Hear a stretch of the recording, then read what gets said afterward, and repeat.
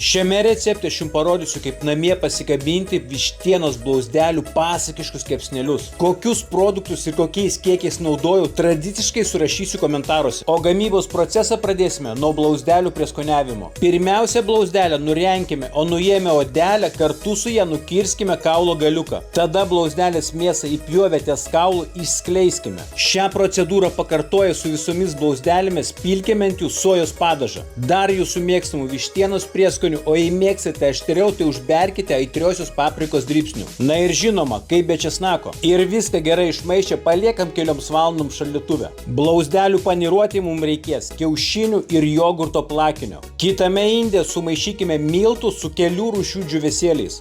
Na ir belieka blauzdelės papuošti prieš dedant įkaitusį aliejų. Blauzdelės apkepsime po porą minučių iš abiejų pusių, kad jos labai gražiai apskrustų. O šis sviestukas gardintas žolelėmis suteiks mūsų blauzdelėm pasakiško skonio. Tad uždėję po gabaliuką sviestuko ant kiekvienos blauzdelės, pašaukime jas į įkaitusią iki 180 laipsnių orkaitę 30 minučių. Prie šių blauzdelių puikiai tinka naminė džika, o jau tada visiems skanaus. O jei patiko šis mano receptas, paspausk po jo patinka. Ir būtinai paspausk sekti riebų katiną, nes pas manęs nauji receptai kas savaitę.